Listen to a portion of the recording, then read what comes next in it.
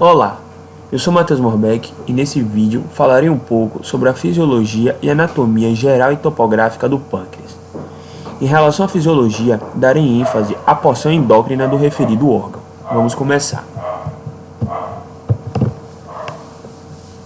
O pâncreas tem localização retroperitoneal e transversa na parede posterior do abdômen. É posterior ao estômago. Como podemos observar nessa imagem, o estômago está seccionado para que possamos visualizar melhor o órgão estudado, que no caso é o pâncreas. Ele está entre o duodeno, a porção inicial do intestino delgado, e o baço à esquerda. A região retroperitoneal é a região entre o peritônio parietal posterior e a parte anterior da coluna lombar. Encontra-se também na região retroperitoneal os rins, a aorta abdominal e a veia cava inferior. E nessa imagem não podemos ver com propriedade as demais estruturas citadas que fazem parte da região retroperitoneal. Aqui podemos ver uma parte do rim, aqui a aorta abdominal e a veia cava inferior. Vamos à vascularização.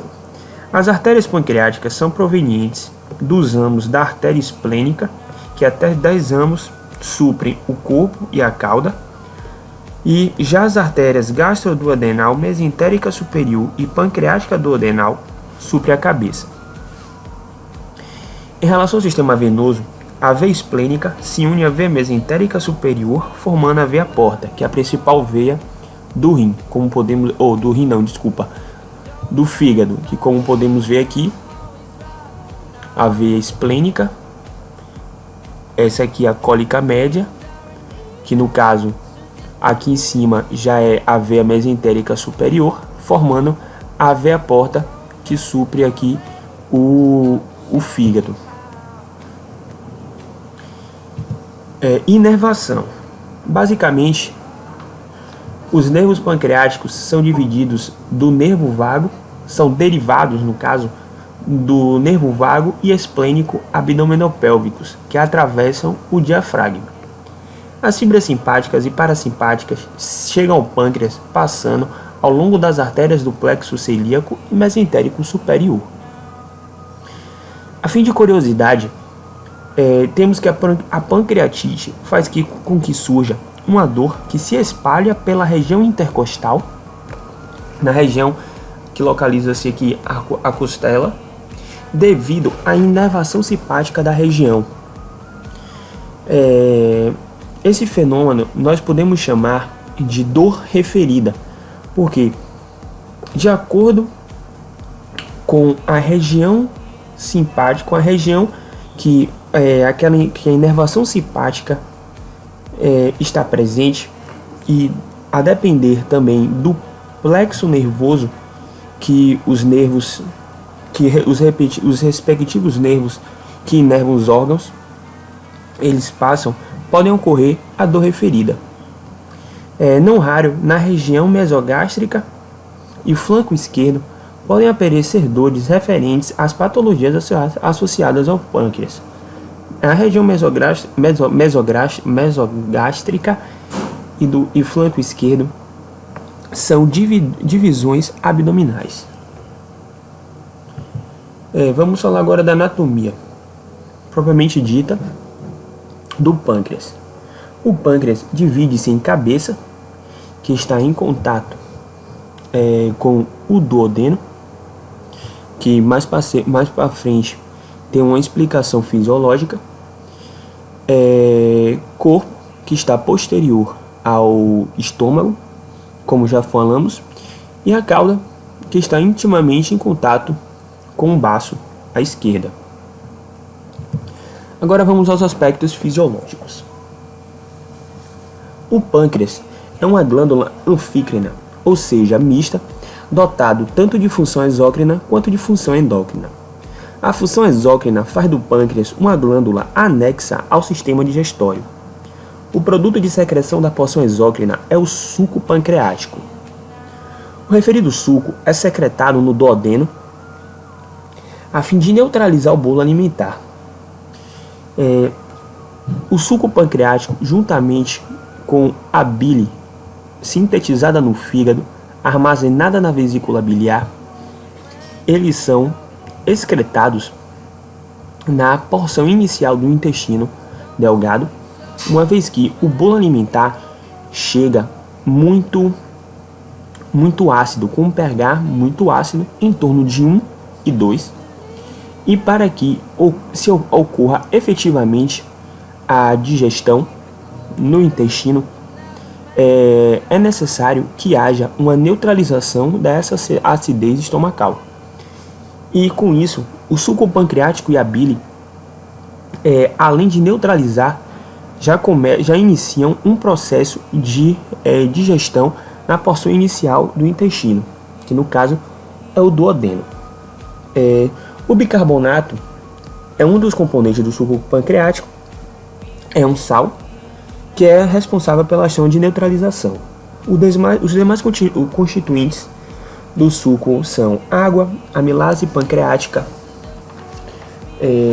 tripicinogênio, quimiotripicinogênio, nucleotidases, fosfolipases e por aí vai. Agora vamos falar da porção endócrina. A porção endócrina regula os níveis de açúcar no sangue. Os hormônios sintetizados no pâncreas são dois antagonistas quanto à função, que no caso são a insulina e o glucagon. Mais especificamente, eles são sintetizados no pâncreas, como já disse, porém nas células, nas ilhotas de Langerhans, que constituem células alfa e beta. As células alfas são responsáveis pela síntese de glicogênio e as células betas pela síntese de insulina. A insulina é um hormônio hipoglicemiante, pois quando os níveis de açúcar estão em alta concentração, numa pós-alimentação e digestão dos hidratos de carbono, por exemplo, ela estimula a entrada de glicose nas células, uma vez que estas possuem receptores para o referido hormônio em suas membranas plasmáticas. A entrada da glicose na célula fisiologicamente representa o ponto de partida para o início da respiração e síntese de ATP, respiração celular, nível celular. No momento em que o suprimento energético estiver suficiente, ocorrerá a formulação de glicogênio hepático e nas fibras musculares esqueléticas, cujo objetivo é um estoque energético a curto prazo. Já feito o ATP e posterior glicogenogênese, que no caso é a síntese de glicogênio, o consumo calórico tenha sido excessivo, vai ocorrer um depósito energético na forma de gordura, que agora já estamos nos referindo a um estoque a longo prazo. É uma energia potencial. Por quê? Quando o organismo necessita de glicose e a mesma está em falta por algum motivo, será possível realizar a gliconeogênese, que é uma nova produção de glicose, ou seja, é uma realização de uma síntese glicídica com um composto não glicídico. A partir da etimologia da palavra gliconeogênese, podemos facilmente chegar a essa conclusão. Glicose, neo, produção, nova, e gênese, produção, síntese. A quebra da molécula de lipídios vai gerar como produto glicerol, que vai efetivamente gerar glicose, e ácido graxo, que vai virar várias moléculas de acetil-CoA, que no caso participa do ciclo de Krebs na respiração celular.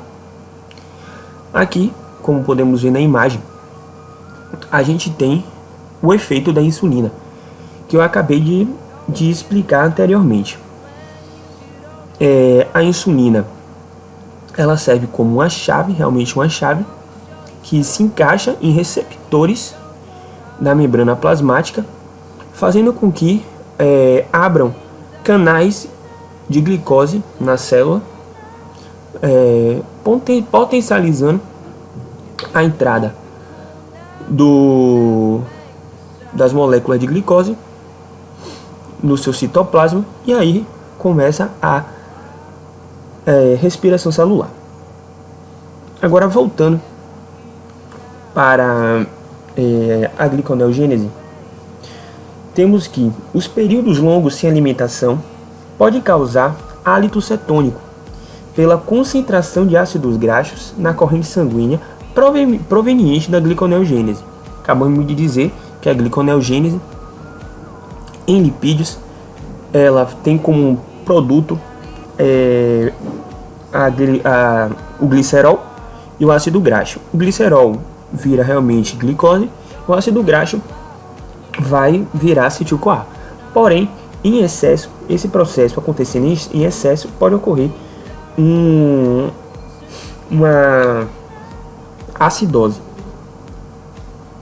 que no caso a gente pode aqui nos munir e falar do diabetes, que pode também causar uma acidose metabólica. Por quê? Porque pelo fato de a glicose não conseguir entrar na célula e o corpo passar a usar os referidos estoques de gordura, vai gerar grandes concentrações de ácidos no sangue. Agora vamos falar do glucagon. O glucagon, por sua vez, é um hiperglicemiante, pois ele tem atividade quando o indivíduo, em um possível jejum, está necessitando de energia e não é oferecido ao organismo compostos energéticos, glicose, lipídio, proteína. O indivíduo não está ingerindo absolutamente nenhum composto. Dessa forma, o antagonista da insulina estimula a quebra de glicogênio que anteriormente a gente pode ter sido acionado pela insulina,